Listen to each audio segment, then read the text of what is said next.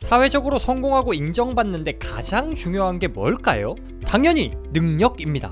그렇지 않나요? 우린 능력주의 사회를 살고 있습니다. 능력이 있어야 직장에서 인정받고 승진할 수 있습니다. 사업을 해도 능력이 있어야 승승장구할 수 있죠. 능력만 있다면 그 어떤 일을 하더라도 앞서 나가고 경제적 자유도 얻을 수 있습니다. 잠깐, 정말 그런가요? 세상을 너무 순진하게 보고 계신 거 아닌가요? 상사 비위만 맞추고 자기밖에 모르는 사람이 헌신적이고 능력 있는 사람들 제끼고 승진하는 거 본 적 없으세요? 아무리 봐도 사기꾼 같고 세상 나쁜 놈 같은데 경제적 자유 누리면서 잘 먹고 잘 사는 거 많이 봤잖아요. 우리가 어릴 적 믿던 순진한 생각들은 상당수 사실이 아닙니다. 사실 산타는 없고 천사 같은 사람보다 자기 입속 챙기는 사람이 더 잘 먹고 잘 살고 신분제는 없다지만 사실 세상은 불공평하다는 거 많이 경험해보지 않으셨어요? 그런데 도대체 왜 능력만 있으면 성공한다는 순진한 생각을 아직까지 믿고 계신 거죠? 맞네, 세상 불공평해, 능력은 개뿔! 아니요, 능력 중요합니다.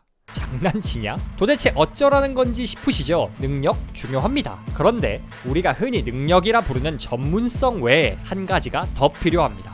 바로 보이는 능력입니다.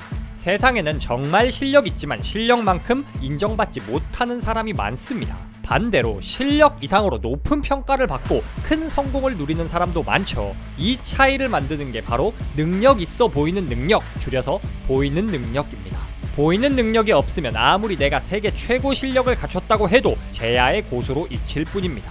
그러나 보이는 능력이 있으면 설령 실력이 다소 부족하더라도 큰 성공과 명예를 누릴 수 있죠. 오늘 소개할 책은 어떻게 능력을 보여줄 것인가입니다. 이 책을 참고해 보이는 능력이 왜 중요한지, 어떻게 해야 이 능력을 키울 수 있는지 제대로 알려드리겠습니다. 이 영상 내용대로만 실천해도 당장 내일부터 유능한 사람이다 라고 인정받기 시작할 거라 자신합니다. 기대되신다면 구독, 좋아요 한 번씩 부탁드립니다. 시간 끌 것 없이 바로 시작합니다. 워싱턴 DC의 랑팡 플라자 지하철역 계단에서 한 청년이 바이올린을 연주하고 있습니다. 첫 3분 동안 63명이 청년 앞을 지나갔습니다. 단 한 명도 멈춰서지 않았습니다. 총 43분간의 연주 동안 청년의 앞을 지나친 사람은 1097명, 그중 잠깐이라도 멈춰서 연주에 귀 기울인 사람은 겨우 7명이었습니다. 청년 옆에 자리 잡은 구두닦이는 깽깽이 소리가 시끄럽다고 투덜대기도 했죠. 연주 실력이 형편없었던 걸까요? 청년의 이름은 조슈아 벨. 17살에 카네기홀에 데뷔해 전세계 유수의 관현악단과 협연했으며 머큐리상, 도이치 그라모폰상, 에코클래식상, 심지어 아카데미 시상식 오스카상까지 수상한 바이올린 역사상 최고의 천재였습니다. 불과 일주일 전 보스턴 심포니홀에서 입장료만 $100가 넘는 연주회를 매진시켰고, 그가 연주한 바이올린은 가격만 $400만, 한화 50억에 육박하는 보물이었죠. 역사상 가장 뛰어난 연주자가 최고의 악기로 눈앞에서 무료 공연을 펼치는데 1000명 중 고작 7명만 들은 겁니다. 조슈아 벨을 알아보고 연주에 푹 빠져있던 사람은 단 한 명뿐이었죠. 만약 1000명을 오페라하우스에 앉혀놓고 조슈아 벨이 턱시도를 입고 관현악단과 협주하는 공연을 보여줬다면 어땠을까요? 브라보를 외치며 박수를 쳤을 겁니다. 핵심은 사람들은 능력을 제대로 평가할 줄 모른다는 겁니다. 우리는 무엇을 근거로 상대의 능력을 판단하는가? 실제 능력이 아니라 겉으로 보이는 능력이다. 그러니까 우리가 상대에게서 발견했다고 믿는 능력인 것이다. 보이는 능력과 실제 능력을 구분하고 보면 세상에는 무능하지만 존경받는 사람들이 많으며, 반대로 유능한 사람들이 제대로 이해받지 못한 채 무능력자로 간주된다는 사실이 분명해진다. 그래서 마침내 다음의 결론에 다다르게 된다. 성공하려면 보이는 능력을 키워야 한다. 한 사람의 능력을 제대로 평가한다는 건 정말 어렵습니다. 100m 달리기처럼 기록으로 순위를 가르는 분야라면 모를까, 현대인 상당수가 종사하는 지식기반 산업 서비스업은 더더욱 그렇죠. 당장 유튜브만 봐도 알 수 있습니다. 자기계발, 책 리뷰 유튜버 중 누가 능력이 가장 뛰어날까요? 저라고요? 정답은 농담이고, 그걸 어떻게 합니까?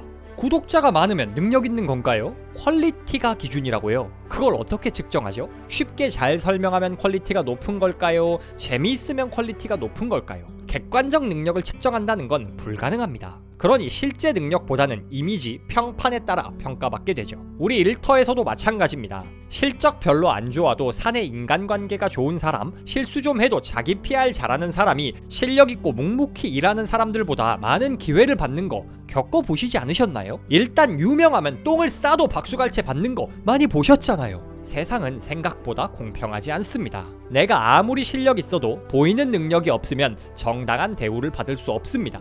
그러니 성공하고 싶다면, 아니 최소한 정당한 대우라도 받으려면 보이는 능력을 키워야 합니다. 그러면 어떻게 해야 보이는 능력을 키울 수 있을까요? 크게 두 가지 핵심적인 방법을 소개해드리겠습니다. 첫째, 할 수 있다고 말해라. 미국 심리학자 베리 슐랭커와 마크 리어리가 재미있는 실험을 했습니다. 참가자들에게 하나씩 과제를 준 후 시작 전 결과에 대한 기대치를 말하게 했습니다. 전 잘할 것 같은데요? 글쎄요. 자신 없어요. 이런 식으로 말이죠. 관찰자들은 이런 참가자들의 다짐을 들은 후 참가자들이 실제 과제를 수행하는 과정과 결과를 관찰했습니다. 잘할 수 있어요 라고 말해놓고 똥만 싸는 허풍쟁이는 아닌지, 자신감은 없어도 능력은 뛰어난 제야의 고수인지를 모두 볼 수 있었다는 거죠. 관찰자들은 참가자들 능력을 어떻게 평가했을까요? 상식적으로는 성과가 좋으면 유능하다, 나쁘면 무능하다 평가를 받아야겠죠. 허풍쟁이는 더 안 좋은 평가를 받아야 할 것 같고 말이죠. 결과는 충격적이었습니다. 표를 한번 보시죠. 성과가 똑같이 매우 좋았더라도 매우 높은 기대치를 내놓은 참가자들이 매우 나쁜 기대치를 보인 참가자들보다 더 유능하다 평가를 받았습니다. 성과가 매우 나쁜 경우에도 마찬가지입니다. 똑같이 성과가 형편없어도 매우 높은 기대치를 내놓은 참가자들이 매우 나쁜 기대치를 보인 참가자들보다 훨씬 유능하다는 평가를 받았죠. 할 수 있어요 라고 말해놓고 결과가 안 좋았던 사람들이 헌증 소리 들은 게 아니라 못할 것 같아요 라고 말해놓고 진짜 못한 사람들보다는 훨씬 나은 평가를 받은 겁니다. 책에선 이렇게 말합니다. 기대하는 결과에 대해 언제나 긍정적으로 이야기해라. 실제로 좋은 성과를 낸다면 최고로 유능하다는 인상을 준다. 하지만 성과가 보통이거나 심지어 아주 나쁜 경우에도 자신감을 보여준 사람은 형편없는 결과를 정확하게 예측한 사람보다 훨씬 더 유능하다는 인상을 일깨운다. 어떤 경우에도 성과에 대해 부정적인 예측은 하지 마라. 실제 결과가 어떻게 나오든 상관없이 부정적인 예측을 한 사람은 긍정적인 예측을 한 사람보다 훨씬 무능하다는 인상을 남긴다. 누군가 여러분에게 할 수 있냐? 라고 물으면 무조건 잘할 수 있습니다 라고 말하는 게 결과에 상관없이 더 유능하다 평가받을 수 있는 방법이라는 겁니다. 야, 그렇다고 못하는 걸 할 수 있다고 말하면 안 되지. 그렇죠. 100% 실패가 예견되어 있으면 이건 안 된다 라고 말해야죠. 누가 여러분에게 내가 1억 줄게, 일주일 안에 100억으로 만들어줘 했는데 할 수 있어 라고 하면 안 되죠. 그렇지만 우리 일 대부분은 이렇게 100% 실패하는 경우가 별로 없습니다. 일이 잘 될 수도 잘 안 될 수도 있죠. 이럴 경우엔 할 수 있습니다 라고 말해야 더 유리합니다. 자신감을 표현하는 사람이 더 좋은 평가를 받는 데는 여러 이유가 있습니다. 첫째 이유는 손실 회피 편향입니다. 저자인 잭 내셔는 친구를 만나러 벨기에 브뤼셀에 간 일화를 소개합니다. 1시간 정도 카페에서 친구를 기다려야 하는데 눈앞에 작은 카페 하나와 스타벅스가 있었습니다. 여러분이라면 어디 가시겠습니까? 동네 카페가 어떤 퀄리티일지 모르잖아요. 잭 내셔는 스타벅스로 들어갔습니다. 그런데 잠시 후 도착한 친구는 이렇게 말합니다. 어쩌자고 바로 옆에 벨기에 최고 에스프레소를 마실 수 있는 카페가 있는데 스타벅스로 온 거야? 벨기에 최고 카페를 옆에 두고 스타벅스를 선택한 이유가 뭘까요? 스타벅스가 최고의 커피를 제공하진 않지만 적어도 실패는 피하게 해주거든요. 손해보기 싫은 두려움, 낯선 것에 대한 두려움이 우리를 안전한 선택지로 이끄는 겁니다. 뇌과학적으로 어떤 선택으로 이득을 봤을 때 느끼는 기쁨보다 손해를 봤을 때 느끼는 고통이 2배 더 크다고 합니다. 그래서 우리는 무의식적으로 손해볼 가능성을 최소화하려 합니다. 이게 바로 손실 회피 편향입니다. 자신감을 보여야 하는 이유가 바로 이겁니다. 우리가 자신감을 보이면 상대는 나를 안전한 선택지라고 느낍니다. 거래처를 선정해야 하는데 한 거래처 직원은 저희와 거래하시면 실패할 수가 없습니다 라고 말하고, 한 거래처는 한번 해보겠습니다 라고 말합니다. 어디를 선택하시겠습니까? 가격이나 제품이 완전 차이가 난다면 모를까 굳이 자신감 없어 보이는 업체를 선정해 불확실성을 감수할 필요가 없죠. 할 수 있다고 말하며 상대가 느끼는 불확실성을 줄여주는 사람이 더 유능한 사람으로 평가받습니다. 두 번째 이유는 감정입니다. 사람들은 당신이 말한 것이나 행한 것은 재빨리 잊어버린다. 하지만 당신이 그들에게 일깨운 감정은 절대로 잊지 않는다. 인간은 이성적인 존재가 아닙니다. 감성적인 존재입니다. 아무리 내게 못되게 굴어도 한 번 좋아한 사람 포기하기 쉽지 않고, 딱히 내게 잘못한 거 없어도 한 번 미워하면 계속 미운 구석만 보이는 것만 봐도 알 수 있죠. 중요한 건 여러분이 잘하고 못하고가 아닙니다. 상대에게 어떤 감정을 심어주는가입니다. 상대가 나를 신뢰할 수 있는 사람이라 생각하게 만들어야 합니다. 일단 상대가 나를 믿을 만한 사람이라고 인식하는 순간 내 사소한 결점이나 실수 따위는 알아차리지도 못할 겁니다. 기억하세요. 사람들은 내 능력을 제대로 평가하지 못합니다. 내 능력 크기에 관계없이 보다 신뢰받고 보다 많은 기회를 얻을 수 있는 방법은 할 수 있다고 말하는 것입니다. 둘째, 고귀한 척하라. 고귀한 척이라니 뭐 귀족이라도 된 것 마냥 행동하라는 거야? 네, 정확합니다. 능력을 인정받기 위해선 내가 우월한 존재인 것처럼 뭔가 있는 사람인 척 해야 합니다. 인류가 세상에 나타난 이후로 지금까지 인간 사회엔 늘 계급이 존재했습니다. 힘의 논리가 지배하던 원시 부족 사회 시대에선 신체적 강함이, 그 이후엔 신분이 계급을 나눴죠. 신분제가 사라지고 형식적으로 남아 모든 사람이 평등해진 건 우리나라 기준 겨우 100년 좀 넘었을 뿐입니다. 그래서 우리 유전자는 여전히 계급 논리를 따릅니다. 노력으로 얻을 수 있는 특성보다 타고난 특성을 더 높게 평가하고 상위 계층의 특성을 보다 우월한 것으로 간주하죠. 대표적 사례가 바로 재능입니다. 우리는 노력을 성공에서 가장 중요한 덕목이라고 배웠다. 그런데 왜 천재들은 노력을 애써 감추려 하는 걸까? 타고난 재능이 노력을 통해 얻은 능력보다 더 높이 평가되기 때문이다. 재능은 상층 계급 또는 우월한 유전자를 암시하는 지표다. 사람들은 말로는 노력이 중요하다면서도 실제로는 재능을 숭배합니다.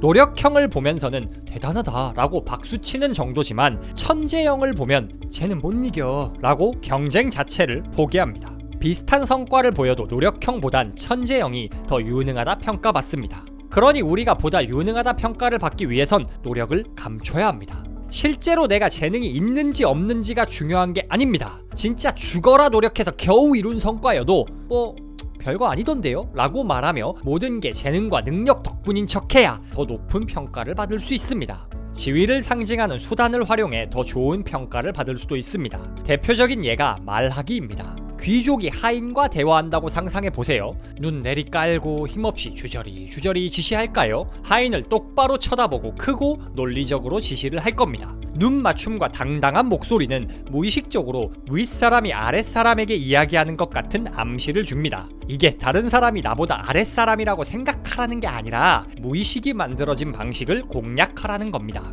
외모도 큰 부분을 차지합니다. 똑같은 말을 해도 외모가 뛰어난 사람이 말할 때 더 긍정적 평가를 받는다는 건 안타깝지만 과학적으로 수차례 증명된 사실입니다. 아무래도 평민들보단 귀족들이 스스로를 가꾸고 더 멋진 옷을 입을 일이 많았겠죠. 그러니 뛰어난 외모와 격식 있는 옷차림은 무의식적으로 저 사람 뭐 좀 되나봐 라는 암시를 줄 수 있는 방법입니다.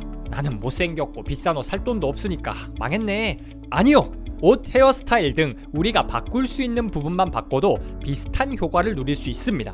격식 있는 옷차림이 좋다 말씀드렸지만 그건 그런 옷들이 상류 계층에 대한 고정관념과 일치하기 때문입니다. 이걸 역으로 생각해보면 내가 갖고 싶은 직업, 되고 싶은 모습에 관한 고정관념을 공략하면 더 능력 있어 보일 수 있다는 뜻이죠. 왠지 헝클어진 머리에 자유로운 복장을 하고 있는 예술가는 천재일 것 같고 깔끔한 정장에 포마드 헤어를 해야 능력 있는 영업사원처럼 보이는 것처럼 말이죠. 이처럼 직업 고정관념에 맞는 복장을 하거나 때와 장소에 적합한 스타일을 갖추는 것만으로도 우리는 훨씬 더 능력 있어 보일 수 있습니다. 능력주의다, 평등한 사회다 라고 말하지만 우리 유전자는 아직까지 힘의 논리와 신분제가 지배하던 시대에서 벗어나지 못했습니다. 그러니 후천적 노력으로 얻은 것들보다 선천적 재능을 더 높게 평가하고 상류 계층의 특성을 능력의 지표로 사용합니다. 이 부분을 공략해야 합니다. 노력을 감추고 재능을 타고난 것처럼 고귀한 사람인 척 행동하세요. 전문성 있어 보이는 모습, 나는 이 일을 위해 태어난 사람이야 라고 느껴질 만한 모습들을 연출하세요. 범접할 수 없는 아우라를 만들어 더 높은 평가를 받을 수 있는 비결입니다.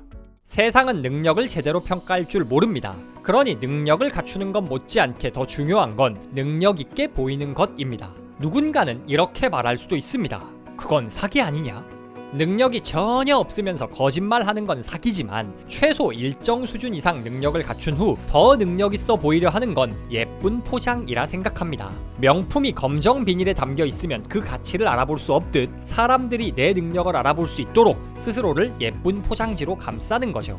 그리고 놀랍게도 일단 예쁜 포장지로 스스로를 감싸고 나면 내용물도 예뻐집니다. 보이는 능력이 커지면 실제 능력도 커진다. 능력 있다는 인상을 풍기면 그에 걸맞은 대우를 받으며 그것은 다시 자신의 실제 능력에도 긍정적인 영향을 미친다. 한번 능력 있어 보이면 나를 향한 기대가 생깁니다. 이 기대는 스스로를 향한 자기 실현적 예언이 되죠. 기대를 충족시키기 위해 더 스스로를 갈고 닦습니다. 이 선순환을 반복하며 우리는 진짜 능력 있는 사람이 돼가는 겁니다. 할 수 있다 말하세요. 자신감을 보여 상대에게 신뢰를 주는 게 가장 빠르게 보이는 능력을 키우는 방법입니다. 고귀한 척 하세요. 뭔가 있어 보이는 사람을 더 높게 평가하기 마련입니다. 재능 있는 척, 우월한 척, 지금 이 일을 하기 위해 태어난 사람인 척 할 때 우리는 더 높은 평가를 받을 수 있고, 그래야 진짜 능력 있는 사람이 될 수 있습니다. 어떻게 능력을 보여줄 것인가는 솔직히 제가 들고 있는 한 권 빼고 전 세계에서 다 사라져 버렸으면 하는 책입니다. 경쟁자들은 다 모르고 저만 알면 진짜 무조건 성공하겠다 싶을 정도로 직설적이고 실용적인 내용을 담은 책이거든요. 그런데 이미 많이 팔리기도 했고 우리 구독자님들만 이 책을 모르는 건 절대 안 된다 싶은 마음에 소개했습니다. 보이는 능력을 키워 능력만큼, 아니 그 이상 인정받으며 성공을 이뤄가실 모든 구독자님들께 이 책을 강력히 추천합니다.